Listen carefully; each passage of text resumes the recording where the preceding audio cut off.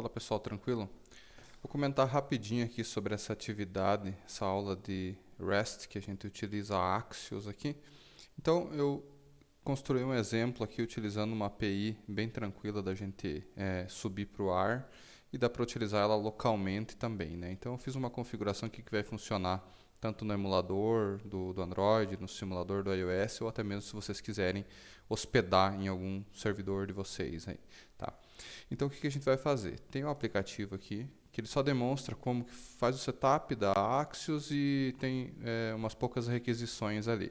Tá? Eu tentei tratar um pouco o fluxo de login junto, para que vocês saibam como faz para armazenar o token, fazer requisições autenticadas também, né? Não somente acessar uma API pública ali. Né? Então o que a gente vai fazer? Eu tenho um exemplo aqui, ó, que eu baseei no Pocket Base, tá? Que é uma pequena aplicação que ele sobe uma API RESTful e ele te deixa gerenciar coleções, tem autenticação de usuários e tudo mais, né? Então, eu fiz um setup bem limpo aqui para acelerar o nosso desenvolvimento. Então, o que vocês vão fazer? Tanto faz se vocês quiserem rodar ele localmente ou em outro servidor e tal. Se vocês quiserem fazer deploy em servidor, o processo vai ser bem parecido. Se forem fazer com CapHover ou alguma outra dessas plataformas prontas, vai ser mais fácil ainda, porque o Pocket Base já existe nessas plataformas, né? Você vai lá, dá um clique, instala. Mas vamos lá. Se você for fazer localmente, aqui só para testar, só para fazer o exercício, entra no site do Pocket Base, vai lá na documentação, você vai ter versões para vários sistemas operacionais e arquiteturas, né? Então, eu estou no Linux aqui, baixa a versão Linux 64. Eu já baixei ela aqui. Então está aqui. Vou descompactar ela, só vou chamar aqui de Pocket Base exemplo, né, só para não confundir. Então vou abrir ele aqui, descompactado, vou abrir um terminal. O Pocket Base é só isso aqui mesmo, ele é um arquivo só. Ele é um banco, ele usa o SQLite embutido ali e ele tem toda a arquitetura já montada nesse mesmo arquivo. Então vou colocar aqui, ó, /Pocket Base serve. Isso daqui já vai startar o servidor do Pocket Base e deixar ele rodando. Ele já criou a pasta data aqui onde vai os arquivos e tal. Ele é bem interessante. Ele é um banco portátil mesmo, né? E uma API portátil. Então, você consegue subir ela em qualquer lugar. Então ele tem duas URLs que ele me deu aqui, ó, a parte admin e a parte REST, que é onde vão estar as requisições da nossa aplicação. Eu vou abrir aqui o admin. Olha só. Então ele já, no primeiro acesso, ele subiu aqui na porta 8090 e já me pediu para criar um usuário administrador aqui. Então eu vou criar aqui o admin@example.com. Vou colocar um password aqui. Acho que precisa mais caracteres, né? Tem que ser 10. Então, criei e já fez o login. Então aqui eu tenho a interface gráfica do Pocket Base, que ele é bem parecido com Firebase, com Supabase e essas outras plataformas aí que a gente consegue instalar, tá? Ou acessar, no caso do Firebase. Então, o que a gente tem aqui? A gente tem uma coleção de usuários que já vem por padrão. Eu posso simplesmente vir aqui e criar um novo usuário. Eu vou criar ele de acordo com a documentação. Então, aqui no README do projeto tem isso e lá no README do GitHub é o mesmo, né? Então, extraí ele, acessei. Eu vou criar lá um usuário chamado fulano com a senha PDM123PDM. Então, vamos lá na interface do Pocket Base. Esse não é o admin, tá? É um usuário user mesmo, que vai acessar as nossas coleções ali. O ID eu deixo em branco, que eu quero auto-generate nele. Vou criar fulano. Vou colocar um e-mail fake aqui, fulano@example.com. Password PDM123, tal, e create. Então ele já criou o nosso usuário aqui, né? Lá na sequência da aula, ele pede para a gente criar uma coleção de carros, né, que vai ter 3 atributos ali, brand, model e HP. Os dois vão ser strings no nosso TypeScript e o último vai ser number. Lá no Pocket Base ele chama de plain text, tá, que é texto plano mesmo, né, é uma string do banco. Então, brand, model e HP. Eu vou criar essa coleção agora. Cars, o atributo plain text model, outro plain text brand. Eu estou construindo a tabela, é uma tabela do SQLite aqui, né? E number HP. Então, criei a tabela aqui. Beleza. Essa coleção cars foi criada. Ela é uma coleção que está travada, por enquanto ninguém consegue acessar ela. Eu vou vir aqui na opção de editar, aqui no Gear, API Rules. Vocês vão ver que está toda travada, ó. Ninguém consegue acessar nada. Eu vou colocar uma regra aqui, que é uma regra bem simples, que me diz que se for uma requisição de alguém autenticado, ou seja, que o Alpha ID seja diferente de vazio, então deixa acessar, né? Só para garantir que quem está logado no sistema consiga acessar essa coleção. Essas regras do Pocket Base têm toda uma sintaxe que você pode construir regras bem elaboradas para proteger os recursos do banco e não deixar qualquer um editar, ou deixar um conjunto de usuários editar, outros somente leitura, tudo mais. Dá para criar todas as regras aqui, igualzinho no Firebase. Então, salvei aqui, a minha coleção já está apta a receber requisições, o user está criado, que é o fulano. Só vou criar uns modelos aqui de carros, sei lá. Opa, primeiro é o modelo, né? Então, Fusca, da Volkswagen, 65 cavalos. Mais um record aqui, vamos criar, sei lá, Ford. Opa, tô fazendo ao contrário, né? Corcel, da Ford, sei lá, 70, 60, pode ser também. Beleza, criei 2 registros aqui no nosso banco, né? Esses registros, para quem tiver curiosidade, eles ficam aqui no PB Data, né? Então tem toda a parte do SQLite aqui que ele monta, né? O banco e todos os registros do Pocket Base, né? Basicamente, se eu copiar essa pasta e colar em outro computador, vai funcionar, né? Ele vai carregar o sistema do jeito que ele estava, tá? Deixa eu só dar um reload aqui na minha aplicação. Esse é o aplicativo que eu já baixei as dependências, instalei ali com o Yarn, né? Ele já diz ali, ó, você consegue manter um segredo? O fulano, a senha dele é essa, né? Então vamos lá, login, ó, já logou, né? E já listou aqui o Fusca e o Ford Corcel. Eu posso criar um novo carro, sei lá, GM, Chevette, só carro velho. Criei, ele deu uma mensagem que foi criado e já apareceu na listagem aqui. Tranquilo? Então assim, eu estou rodando ele localmente com o emulador do Android e o banco está na minha máquina. Se eu estivesse conectando em algum servidor externo, também não mudaria nada. O que muda só, na verdade?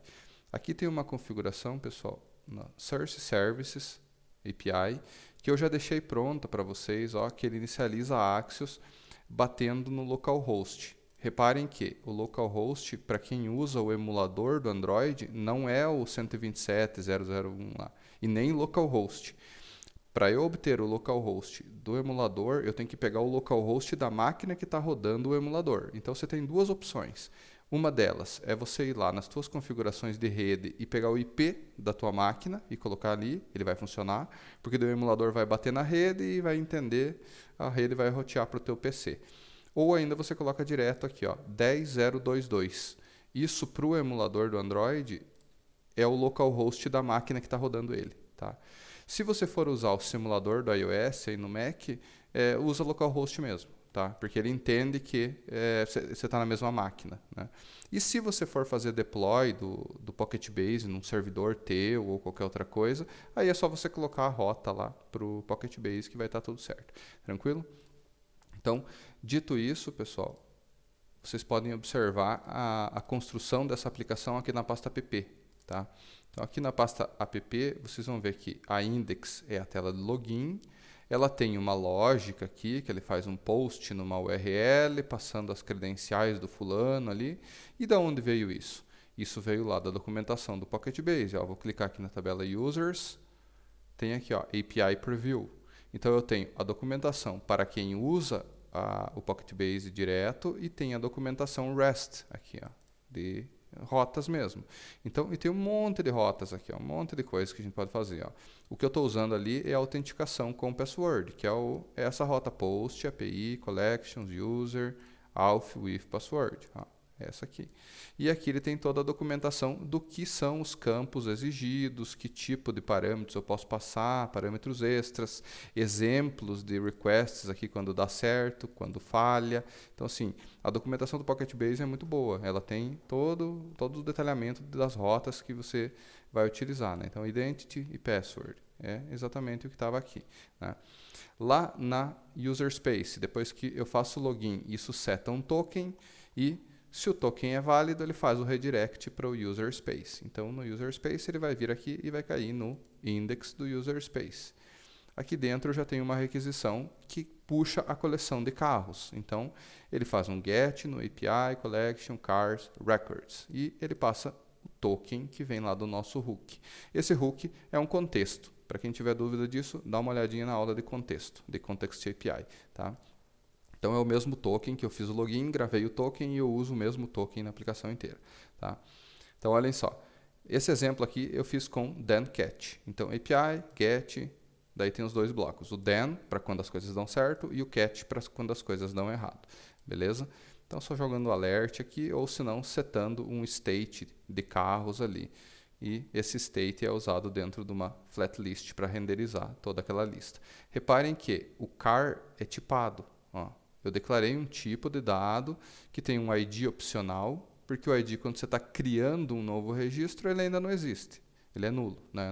Ele não existe, é undefined. E quando você busca um dado do banco, ele já existe, então ele é uma string. O ID, se vocês observarem aqui no Pocket Base, ele é uma hash, tá? Ele não é um ID numérico, né? Então por isso que ele é string. Beleza?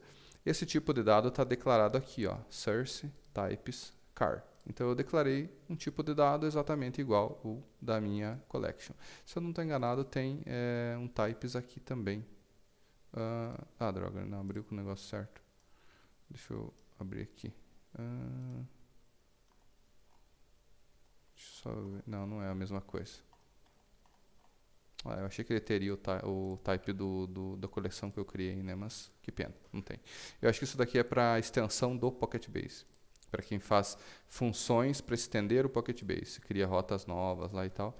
Aí ele tem uma interfacezinha ali. Tá? Então, ignore. O tipo é isso daqui, ó. É esse cars que a gente utilizou aqui. Então eu construí ele exatamente igual à nossa collection aqui. Ó, né? Opa, perdão, coleção de carros. Então eu criei ele exatamente igual a isso daqui. Né? ID, model, brand e HP. Tranquilo? Essa requisição get, então ela faz a busca dos carros lá no API, collection, records. E da onde veio isso? Veio daqui. Então ele tem a rota para listagem, a rota para visualizar um único registro, para criar um novo registro, post, para fazer a atualização de um registro, tudo aquilo do CRUD lá, padrãozinho de qualquer framework. Tá? E ele tem exemplos do que você pode enviar, o que você não pode, que são parâmetros opcionais, o que não são, exemplos de requisições do retorno delas, né, quando dá certo, quando não dá. Então isso aqui tudo você pode tratar via Axios, né? Faz a requisição, se aconteceu algum erro, você pode obter esses erros aqui de volta. Eu só estou dando um alert message, se a gente olhar aqui, é esse cara, ó, alert message. Toda vez que retorna um erro, esse erro volta como um message. Mas eu poderia, enfim, tratar o restante dos campos, né? Se tiver algum campo incorreto que eu estou enviando no formulário, alguma coisa assim, poderia fazer uma interface mais elaborada, sem dúvida. E só para finalizar aqui o vídeo, pessoal, eu vou mostrar o create para vocês. Também ele pega a rota post lá para criar um novo carro. Lembrem-se que eu passo o token toda vez, eu mando o content type JSON, né? E eu passo o data. O data, o que que é? Ele constrói um objeto a partir de elementos que eu tenho aqui na minha interface. Então são vários states, model, brand e tal, são vários states. E quando eu clico no Create, eu monto um objeto no formato que o Pocket Base está esperando. O que ele está esperando? Que o HP seja um número inteiro, um number, na verdade, né? Não precisaria ser integer.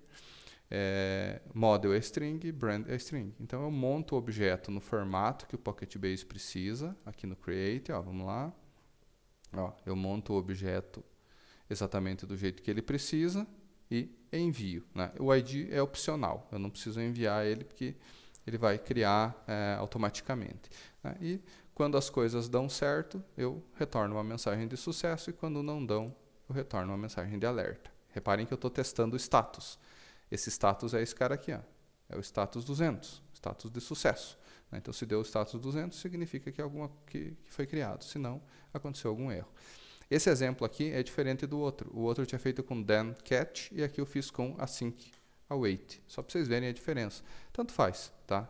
Tem situações que eu prefiro usar async await e tem situações que eu prefiro usar o then catch. Depende do projeto e depende do cenário que eu estou tratando, tá?